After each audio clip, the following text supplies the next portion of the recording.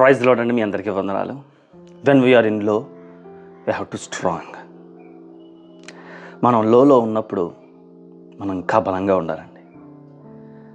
మన పరిస్థితులు చాలా దారుణంగా ఉంటాయి. ఆ టైంలో అన్నీ కోల్పోతాం. మన దగ్గర కోల్పోవడానికి లేవు, ఇంకేమీ లేదు అనే పరిస్థితి ఒక్కొక్క టైంలో ప్రతి ఒక్కరి జీవితంలోనూ వస్తూ ఉంటుంది.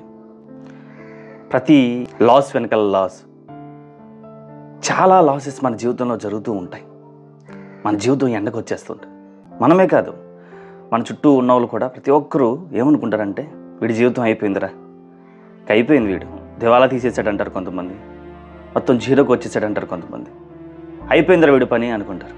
But they don't know some things. Because మన కోసం మన దేవుడు సజీవుడైన యేసయ్య ఉన్నాడు. గుర్తుపెట్టుకోండి, యోసేపు జీవితంలో కూడా గుంటలో పడినట్టునే అందరూ అనుకున్నారు. జస్ట్ అయిపోయింది, మొత్తం ఫినిష్డ్. జైల్లో వేసినప్పుడు కూడా అనుకున్నారు, మంచిగా బ్రతికాడే, పోని బానిసగా అమ్మబడినా సరే ఇంతకాలం బాగానే బతికాడు, అయిపోయింది వీడి జీవితం అనుకున్నారు.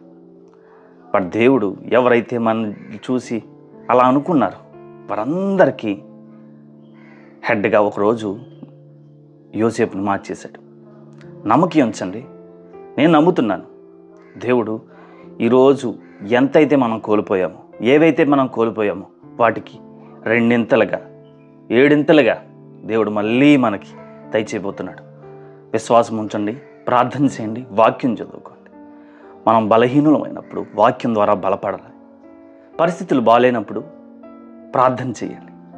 ఖచ్చితంగా దేవుడు ఈరోజు బాగోకపోవచ్చండి, ఖచ్చితంగా రేపు బాగుంటుంది. ప్రార్థన చేయండి, వాక్యం చదవండి, బలపడండి, దేవునిలో స్థిరపడండి. దేవుడు మన జీవితాన్ని మార్చబోతున్నాడు. దేవుని మహాకృప మనందరికీ తోడైండునుగాక.